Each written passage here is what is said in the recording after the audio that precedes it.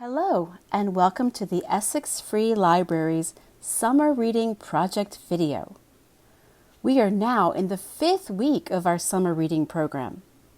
This week, we are focusing on fairy tales, and our project for this week is to build a fairy house. Please stop by the Essex Free Library vestibule to pick up your project kit for this week. Inside, you'll find 2 small paper bags. In the first bag, you'll find several pieces of wood or cork and some lovely fairy gems in a few different colors. In the second bag, you'll find a handful of dried Spanish moss and a bunch of soft, beautiful feathers. In your kit, you'll also find burlap ribbon in blue or brown, and last but definitely not least, a small wooden fairy door that can be colored with paint or permanent marker. Building a fairy house is all about using your creativity and the natural materials that you can find around your house. I won't give you specific instructions on how to build your fairy house. Just let your imagination be your guide and think of our project kit as a good start for your house.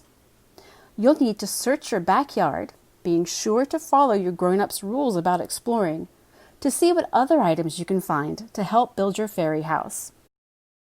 Let me tell you what we found to give you some ideas of what you can search for in your own backyard.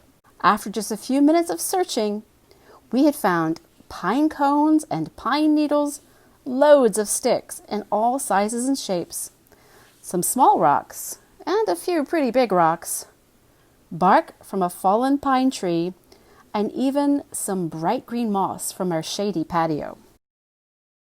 After finding all these materials, we were ready to begin building.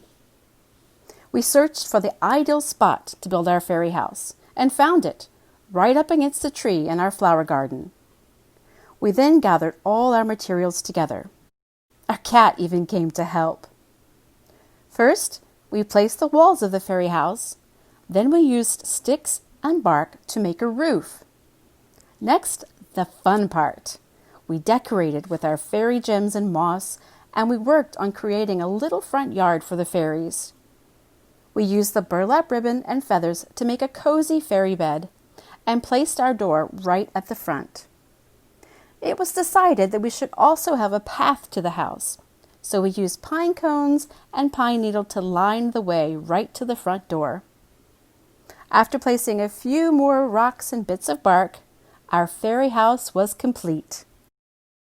I think the fairies will love it. I hope you have fun building your own fairy house.